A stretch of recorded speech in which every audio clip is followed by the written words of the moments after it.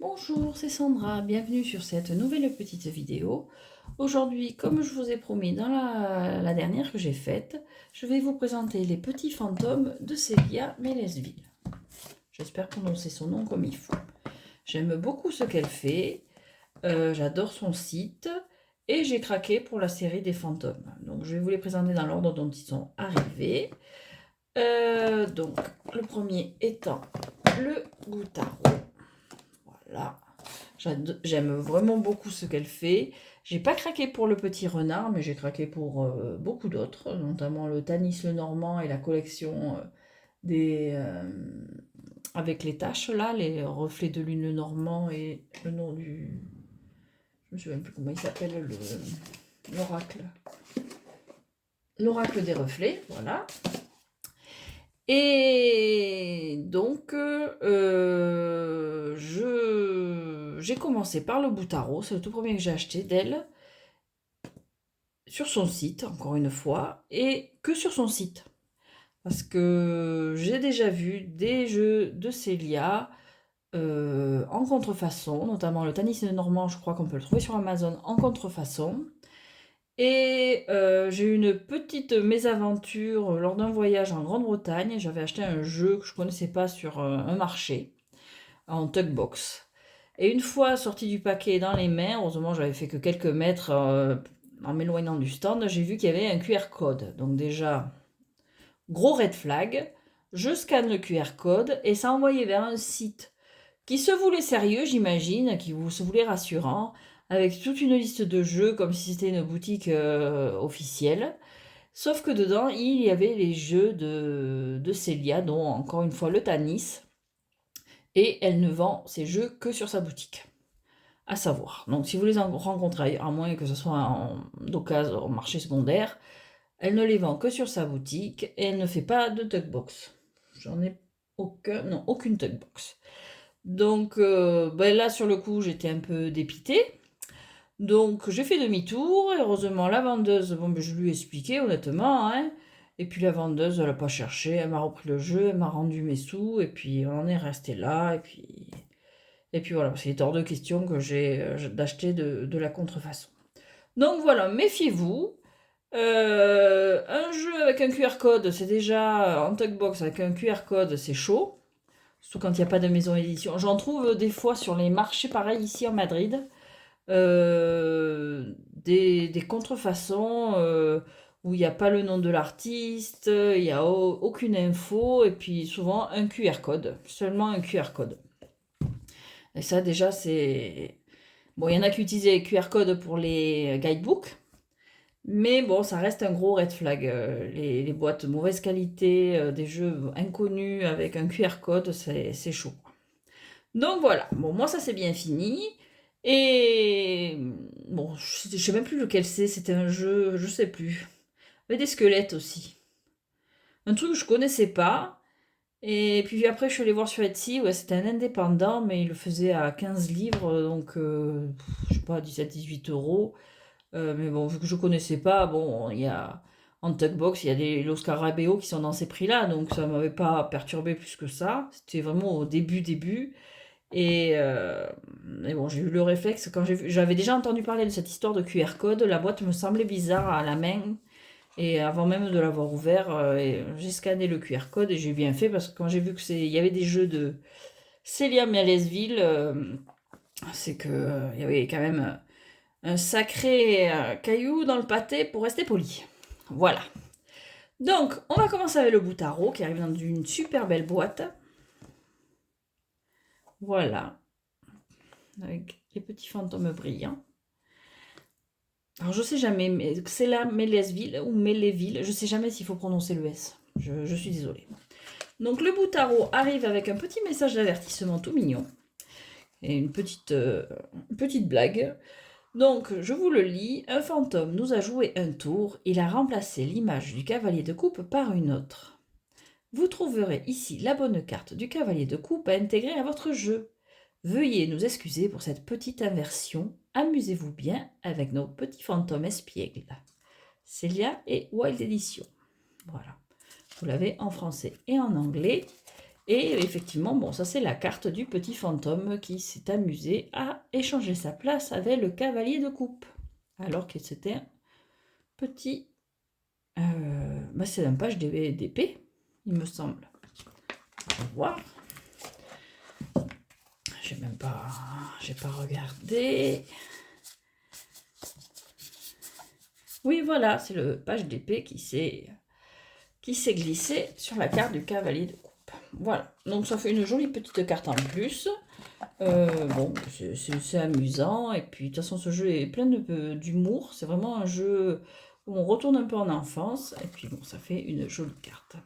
Un joli marque-page aussi. Donc, il arrive avec un guidebook en français et en anglais, comme souvent, avec les jeux de Célia Mélesville. Alors, il y a une petite présentation du jeu, évidemment, quelques petits tirages, comment appréhender le jeu, et puis après les mots-clés. Bon, le fantôme inversé parce qu'on peut inverser les cartes. Et puis pour ça, pour toutes les cartes, bon, il n'y a pas d'image. Enfin, si, voilà, pour séparer. Et puis une petite présentation de l'artiste, évidemment. Voilà. Après, on a les cartes avec les mots-clés, en français et en anglais, encore une fois. Voilà, les arcades majeures et les suites. Et enfin les cartes. Regardez, sans tout casser. Voilà. On met derrière. Donc les cartes, elles sont de très bonne qualité. Donc bon, c'est du indépendant. Donc elles sont de très bonne qualité au toucher, à l'usage. Le jeu est en tranche neutre. Le dos, bon, je vous l'ai déjà montré, il est super beau, un peu holographique. Les cartes sont mat, un peu brillantes, mais pas trop. Et sur les arcanes majeures, tous les petits fantômes sont pailletés, pas sur les arcanes mineurs. En revanche, il y a un souci qui a été noté, parce que bon, c'est des jeux que tout le monde connaît, mais ça me faisait plaisir de les présenter. Ils ont tendance à se courber, le jeu, en fait. Alors, je sais pas si c'est... Bon, comme moi, bon, maintenant il est couché, mais pendant un temps, il était debout. Je sais pas si... Je me souviens pas si je l'ai reçu comme ça, en fait. Bon, ça me gêne pas tant que ça. Donc, on va regarder les cartes. Donc, on a un petit fou. Le magicien. La grande prêtresse. C'est vraiment un jeu parfait pour la saison, même si j'ai tendance à l'utiliser un peu toute l'année. L'empereur. Le hiérophante. On retrouve pas mal de citrouilles, de chauves-souris, de petits sorciers. Enfin, de fantômes sorciers. Le chariot. La force. L'ermite. Alors, les majeurs sont pas numérotés. Du coup, vous pouvez mettre la force et la justice à la place que vous voulez. Bon, une fois que c'est mélangé, de toute façon, ça change pas grand-chose. Sachant que moi, je les ai remis dans l'ordre. J'ai suivi bon, j'ai l'habitude du Rider Waite Smith, donc j'ai mis la force en 8. Mais bon, j'ai remis dans l'ordre pour la vidéo, parce que sinon, il reste brassé. Donc, on a l'ermite. La roue de la fortune, elle est trop mignonne avec cette machine à laver. La justice. Le pendu. La mort, qui est super mignonne. J'aime ces jeux qui dédramatisent, enfin ces jeux, même les représentations en général, qui dédramatisent un peu la mort. C'est ce que j'aime dans Tim Burton notamment, qui dédramatise un peu la mort. Parce que bon, on est tous confrontés un jour ou l'autre à la perte d'un proche. Et ça fait du bien d'avoir de pas tout voir en noir, entre guillemets. Dans Tim Burton, par exemple, on le voit dans Les Noces funèbres, où le monde des vivants est tout terne, tout triste, alors que celui des morts est tout coloré, il chante, c'est joyeux. Bon, ça peut-être c'est too much, mais bon, j'aime bien dédramatiser les représentations de la mort qui dédramatisent comme ça.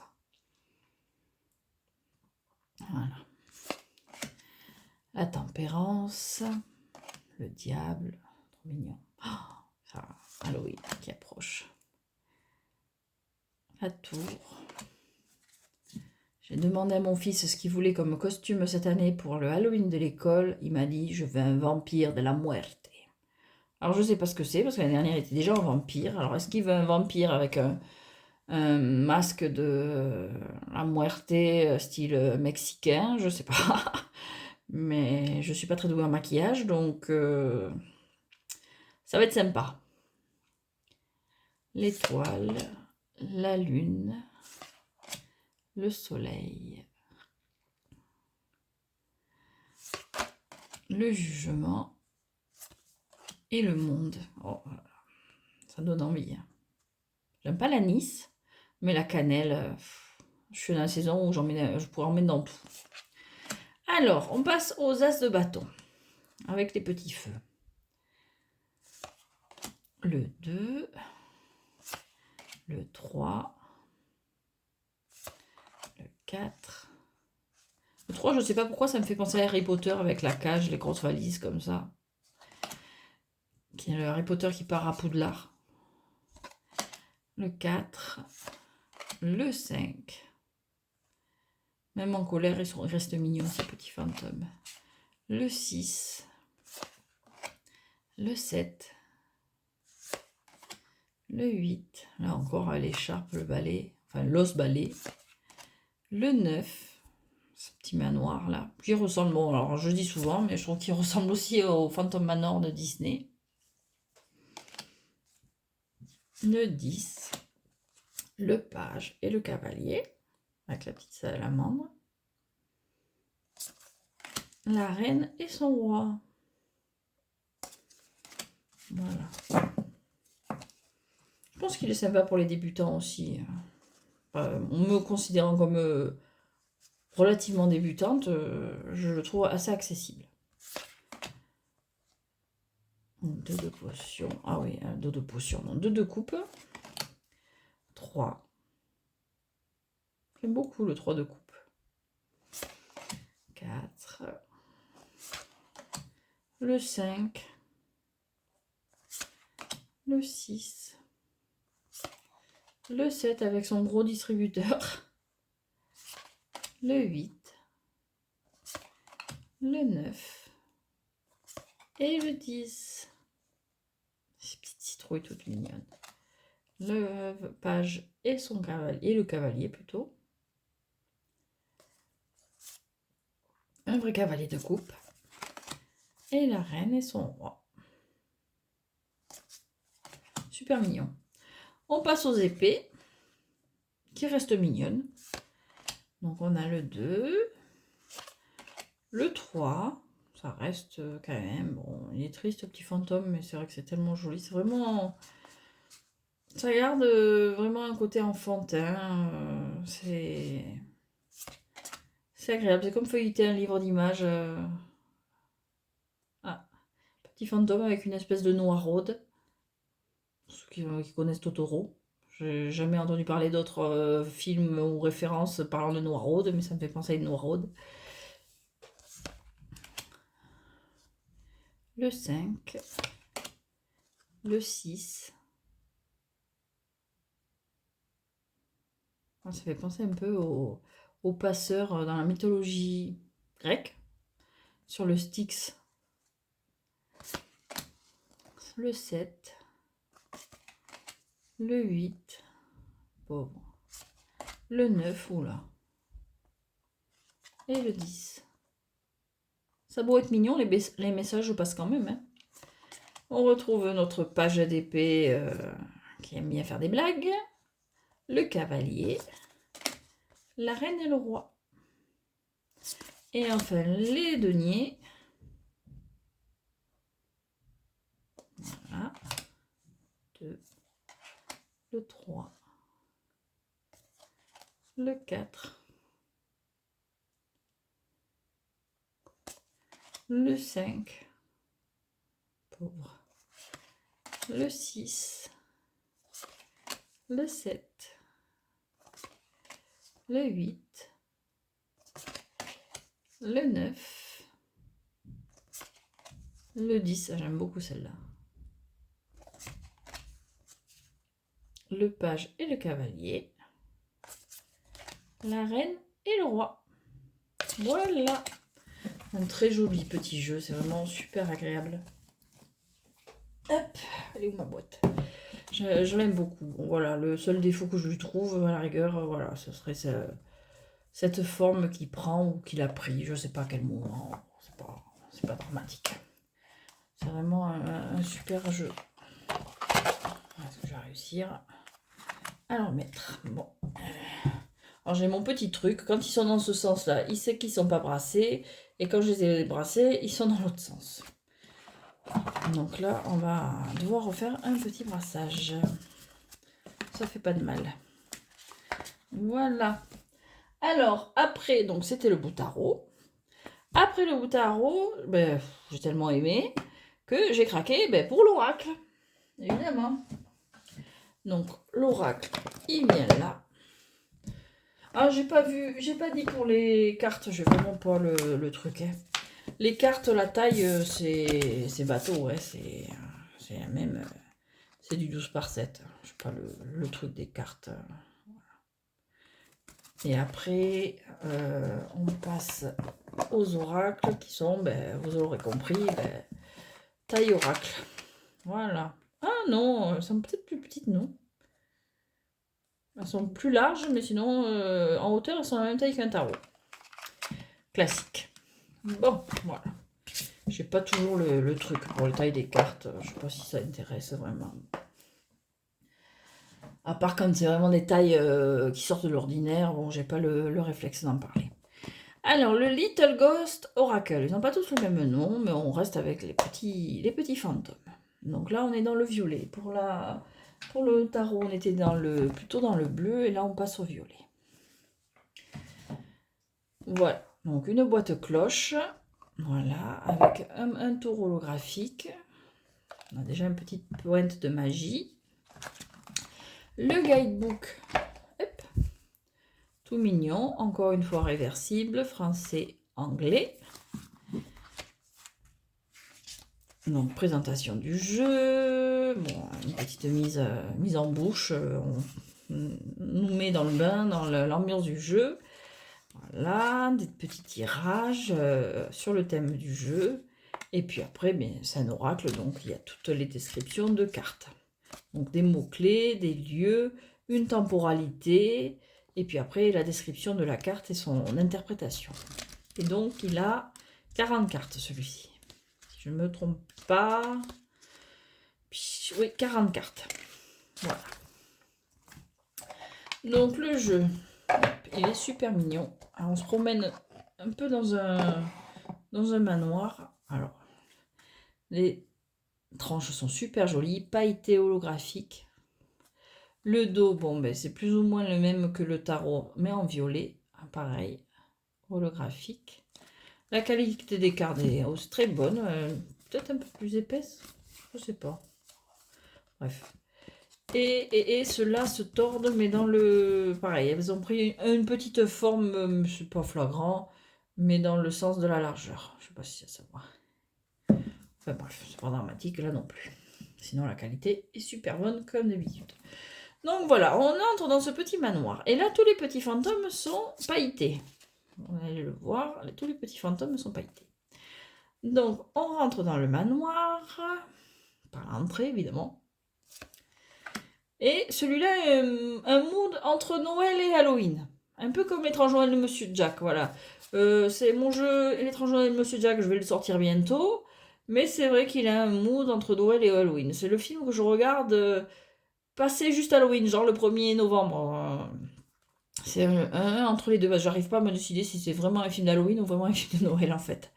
Donc là, on est plutôt dans un mood, même si c'est des fantômes et des citrouilles, dans un mood un peu Noël quand même. Pour cette carte. Là, c'est pareil. Petit fantôme, il se prépare pour le réveillon. Là. Donc là, c'est vrai que je ne présente pas souvent des oracles. Donc on a en de mener, se nourrir, l'imagination. Là, on est vraiment...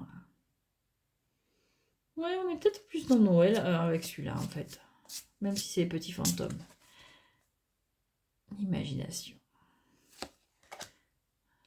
La surprise. Animal. Avec sa petite araignée toute mignonne. Se vêtir. Le rituel.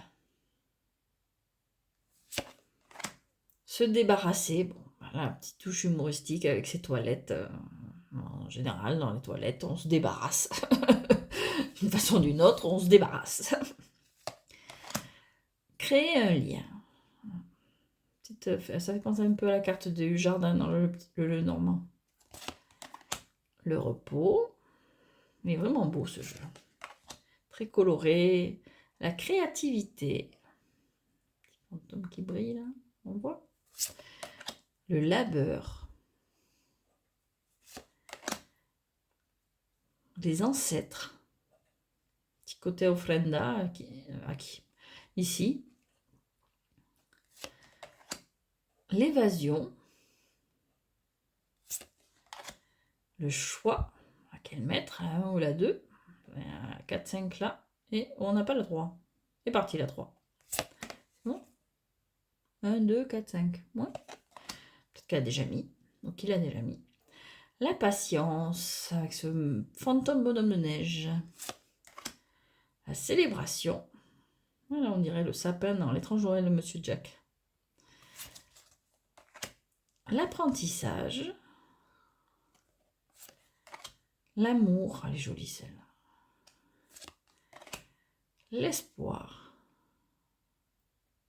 Bon, je ne l'ai pas précisé, mais bon, en général, de ce que j'ai pu voir, elle travaille à l'aquarelle. Ça donne ce petit côté pastel atténué, j'aime beaucoup. Alors, j'ai dit quoi là? L'espoir, le guide, la faim, entre la petite mort là, la voix, le réconfort, quoi de mieux? Alors, je suis pas fan des petits marshmallows dans le... Ça est trop sucré, mais bon, une bonne tasse de chocolat chaud, je crache pas dessus. Hein. Le temps, la chance, ces jolis trèfles, papillonner,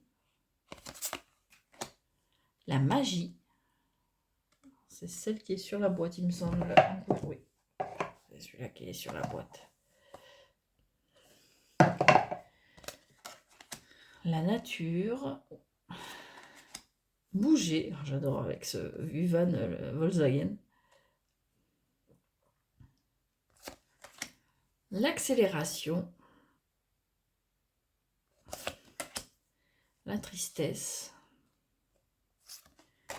l'imperfection. J'aime beaucoup cette carte parce que l'imperfection, mais bon, ils s'en tapent complètement ce petit fantôme, il est content, il vit sa meilleure vie, même s'il est taché de partout, rafistolé, il profite. L'excès, j'ai pas dit, vu il y a des petits symboles, des petites citrouilles et des petites chauves-souris sur chaque angle de la carte, pas précisé. Hop, en plus, mon téléphone ne fait pas bien la mise au point. Le foyer. Alors ça c'est moi là bientôt, là même j'ai commencé, voilà, Figaro, le plaid, la tasse de chocolat chaud, la peur, l'intuition, le mental, un penseur, et la perspective. Bon, si je prends une carte au hasard pour vous donner une idée du genre de texte qu'il y a dans le guidebook, c'est alors le guide, c'est la 22. Viens là, toi. 22, alors en français c'est mieux. Il est où le 22 pour que ce soit pas un trop gros texte? Guide, mot-clé, guide, lumière, lieu dans la nuit, temporalité, décembre. Donc, voilà la carte. Sa lanterne fièrement dressée devant lui, ce fantôme éclaire les ténèbres pour guider les âmes perdues vers lui. Cet esprit te montre le chemin, il te rappelle que si tu as besoin d'être aidé et soutenu, tu ne dois pas, par fierté ou peur, renoncer à cette aide. Les médecins, les psychologues, les soignants sont représentés à travers cette carte. Accepte de ne pas avoir toutes les réponses et toutes les solutions en toi. accepte d'avoir des moments difficiles, tu es humaine, et c'est le propre de l'humanité d'avoir des limites et d'y être confronté. Mais ce qui fait aussi la beauté de l'humanité, c'est ce partage de connaissances et cette entraide que l'on peut s'apporter mutuellement. Si tu ne sais pas, si tu n'y arrives pas, tourne-toi sans gêne vers celui ou celle qui pourra te venir en aide. Voilà, pour vous donner une idée du genre de texte qui est lié à la carte. Je ne l'ai pas fait pour le tarot, parce que le tarot, on connaît normalement, c'est toujours plus ou moins la même chose, mais pour les oracles, dans la mesure où chaque oracle est un peu unique, je trouvais intéressant de donner une idée des textes et interprétations qu'on peut trouver dans le guidebook. Le guidebook est quand même super important pour les oracles. Voilà, donc c'était le Little Ghost Oracle. Hop. Qui rejoint son petit copain.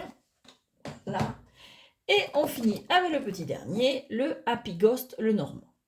Alors celui-là, je l'ai attendu. Parce que bon, j'ai acheté les 2 premiers, et puis après, celui-ci a été annoncé, et il me tardait de l'avoir. Donc on est vraiment dans un violet, un peu de la même couleur que mon tapis d'ailleurs. Voilà, plutôt violet rosé, là. Je ne saurais pas dire quelle couleur, comment ça peut s'appeler ce genre de couleur. Bref, petit fantôme holographique, boîte cloche, et pas comme l'oracle, la boîte holographique. Et pour celui-là, j'étais tellement contente de l'avoir que je me suis fait la totale. Donc, dans le petit pochon qu'on reçoit quand on commande chez Celia, tu es magique, je me suis offert les tapis qui vont avec. Et j'ai pas beaucoup de place pour les utiliser, donc je les utilise quand je suis pas à cette table. Donc, j'ai opté pour le tapis rose et violet du jeu. Voilà, on va pousser. On va éviter de mettre tout en bazar. Voilà, j'ai pas assez de recul. Bon, c'est le même que le bleu qui était déjà sorti. Sauf qu'il est dans des... tout en l'air.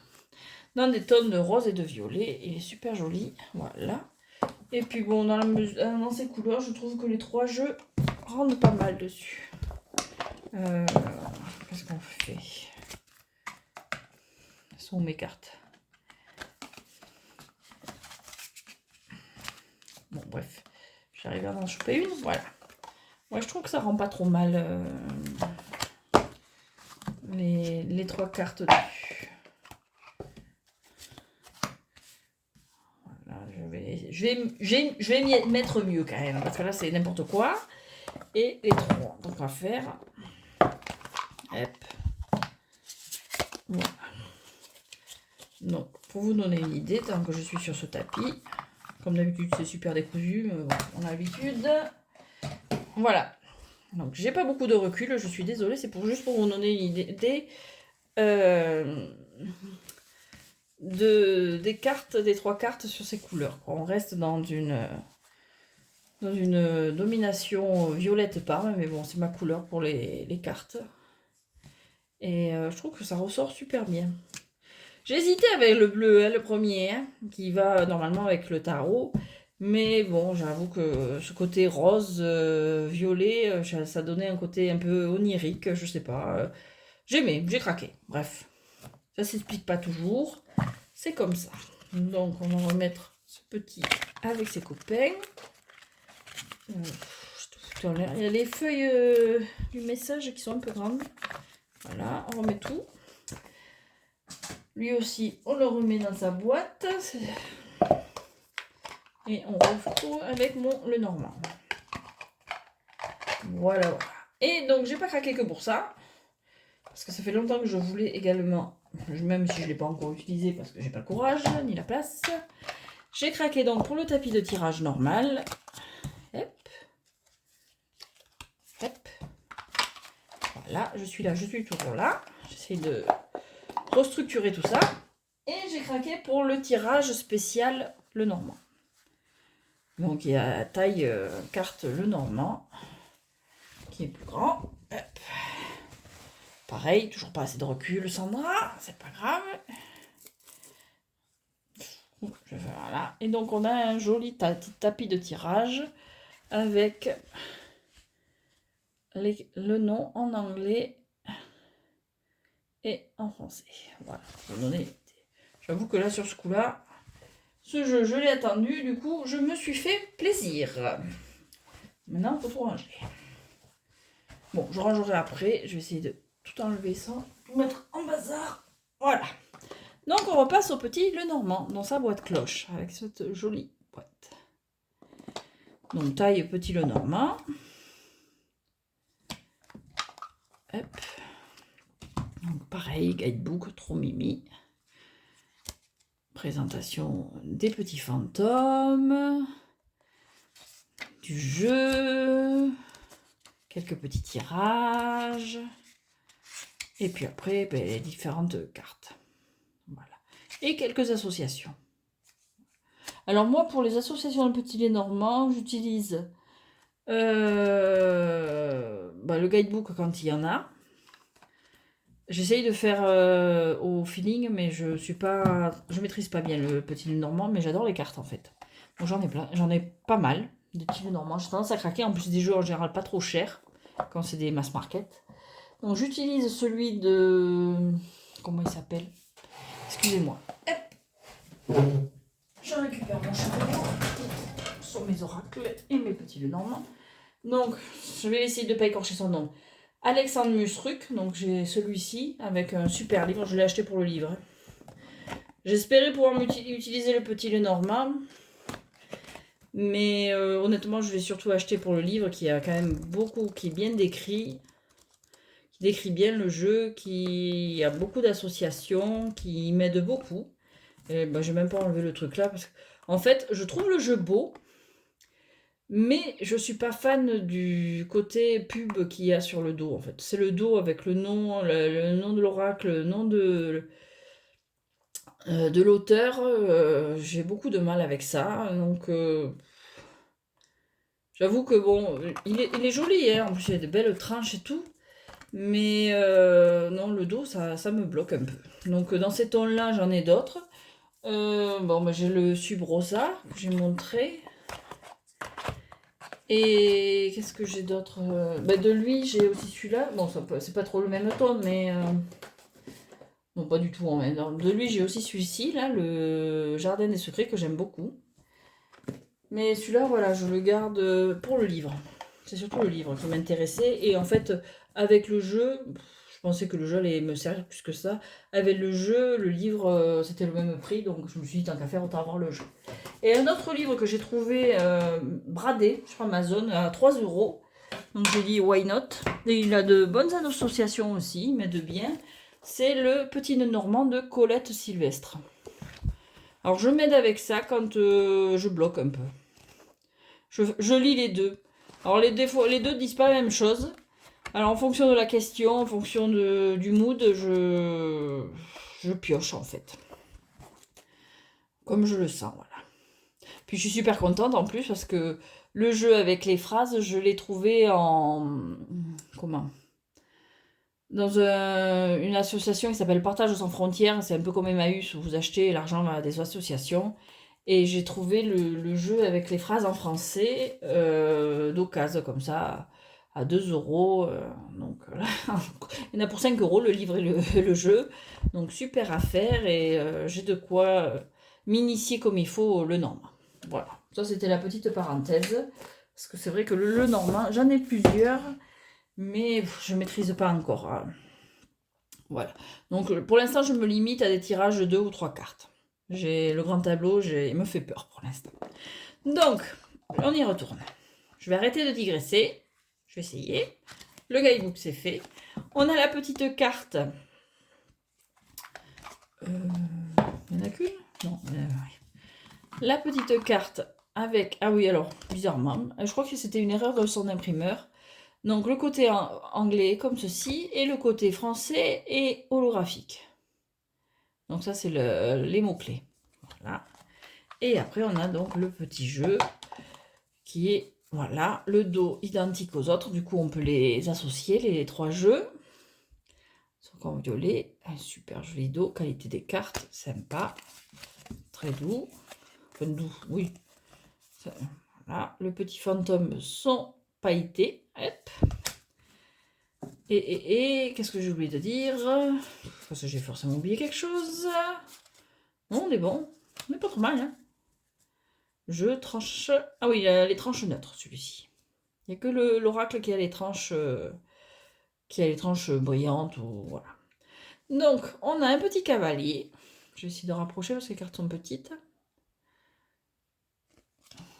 Le trèfle.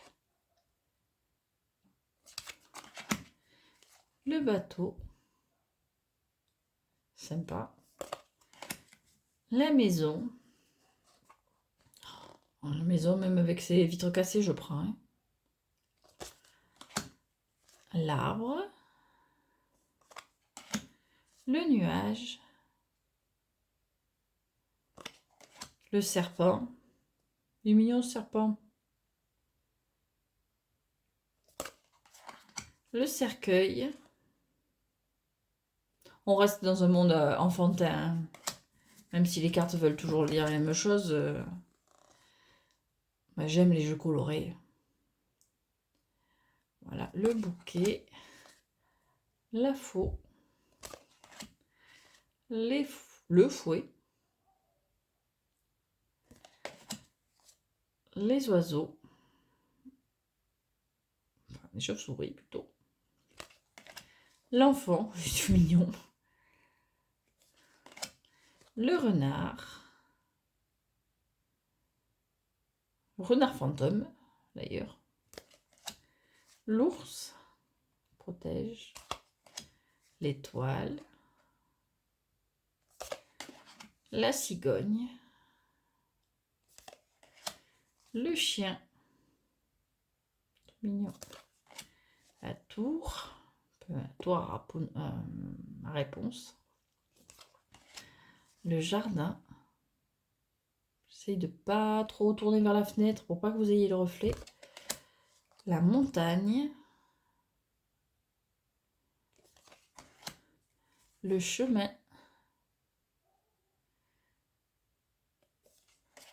Les petites souris. Trop mignonnes. Le cœur. L'anneau. Le livre. La lettre. Une petite vibe Noël. Lettre du Père Noël. Le monsieur et la dame qui peuvent se tourner le dos ou se faire face. Voilà. Le lys. Ils sont superbes. Le soleil. La lune. Là. La clé. Les poissons. Ils sont mignons les petits poissons. Les reflets. L'encre. La croix. Et un dernier petit fantôme. Alors, je sais pas si... Ah, voilà, oui. Je me souvenais plus. Ça, c'est quand on a besoin d'une troisième personne, en fait. On a l'homme, l'enfant, la femme. Et si on a besoin d'une troisième personne, quel que soit le sexe, le genre, ce que vous voulez, vous avez cette carte supplémentaire. Et c'est super bien pensé. Voilà. De toute façon, ils sont super, ces petits jeux. Je suis super fan. J'essaye de ne pas faire trop ma groupie. Voilà. Donc, c'était le petit Lenormand. Happy Ghost Lenormand. Dans la collection des petits fantômes. Encore un mignon petit jeu. Voilà.